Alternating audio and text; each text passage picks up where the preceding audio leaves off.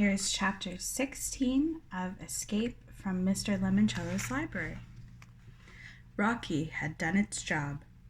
Kyle and everybody else locked inside the library was definitely awake. Even Charles Chiltington had come down to the rotunda reading room from Mr. Lemoncello's private suite. The only essay writer not in the group was Sierra Russell, who Kyle figured was off looking for another book to read. "We're still locked in?" squealed Haley Daly. "This is so lame," added Sean Keegan. "It's like 11:30. I've got things to do, places to be." "Look, you guys," said Kyle. "They'll probably open the front door right after we eat or something." "Well, where's that ridiculous librarian?" said Charles Chiltington, who was never very nice when there weren't any adults in the room. "Yeah," said Rose Vermette. "I can't stay in here all day. I have a soccer game at 2. "And dudes," said Sean Keegan, "I have a life." "Do you children require assistance?" said a soft, motherly voice. It was the semi-transparent holographic image of Miss Tobin, the librarian from the 1960s. She was hovering a few inches off the ground in front of the center desk. "Yes," said Kayla Corson. "How do we get out of here?" The librarian blinked. "The way a second-hand calculator, the one your oldest brother dropped on the floor 1,000,000,000 times, does when it's figuring out a square root." "I'm sorry," said the robotic librarian. I have not been provided with the answers to that question." "We will be doing a brunch here this morning?" Chilton asked politely. "I'm not hungry, but some of my chums sure are. After all, it is 11:30.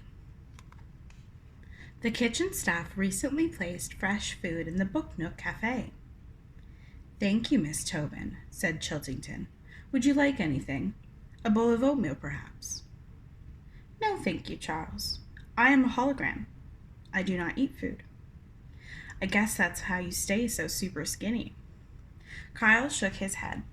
The smarmy guy was oilier than a soggy sack of fries. He was even sucking up to a hologram.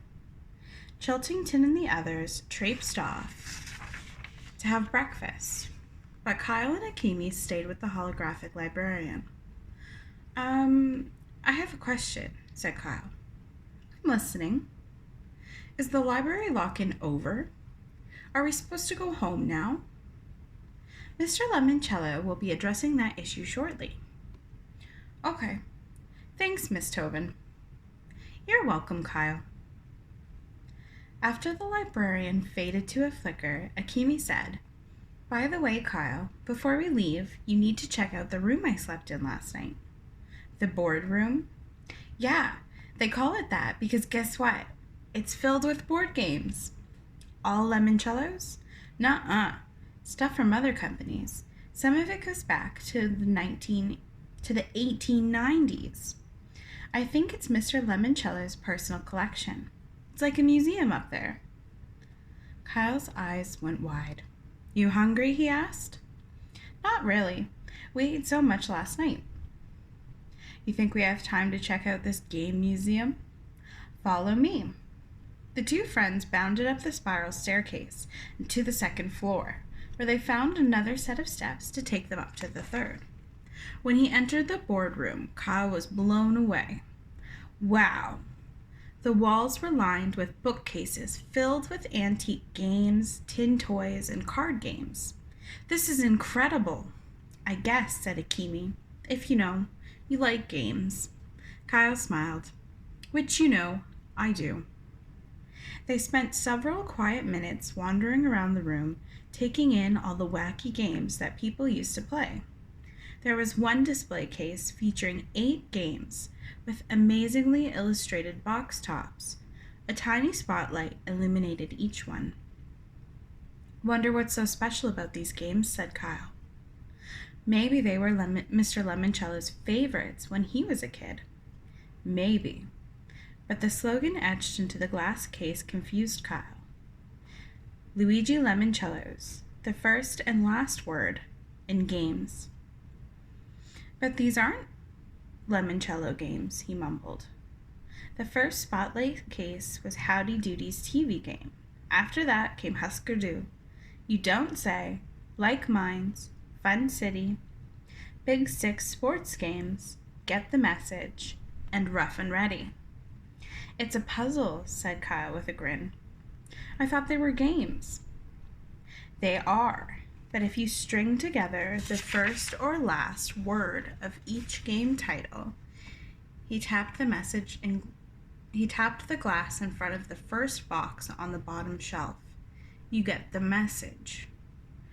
Really, said Akimi, sounding extremely skeptical. You sure it's not just a bunch of junk somebody picked up for like 50 cents at a yard sale? Positive. Kyle pointed to each box top as he cracked the code. Howdy, do you like fun games? Get ready. Miguel Fernandez barged into the boardroom. Here you are. You guys need to get into the Here you are. We need you guys in the Electronic Learning Center. Now. Sorry. Why? Charles Chiltington wolfed down his breakfast, then raced up here to finish the game he started last night, so he can enter his name as the first high scorer. So, the game he's playing is all about medieval castles and dungeons. This time, Akimi said it. So? He's escaping through the sewers. The game has smell-o-vision. You ever smell a medieval sewer? Trust me, it is foul and disgusting. The three of them dashed up the hall and entered the stinky room where Charles was sitting in a vibrating pedestal chair, thumbing his controller. As his avatar sloshed through the sewer pipe, the subwoofers built into his seat made every squish and splat rumble across the floor.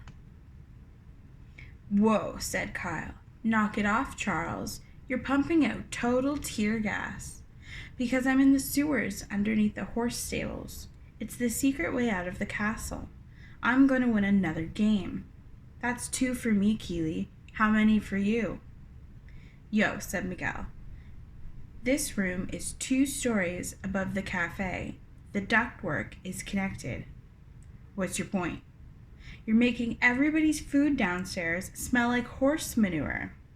Who cares? I'm winning. Charles' chair went flump again, but this time Kyle smelled pine trees? Like one of those evergreen air fresheners people hang inside their cars. This stupid thing is broken. Charles jumped out of the chair and reared back to kick it. I wouldn't do that if I were you, said Kyle. Why not? Because there's a security camera over there, and it's aimed right at you. What? Where? See the blinking red light?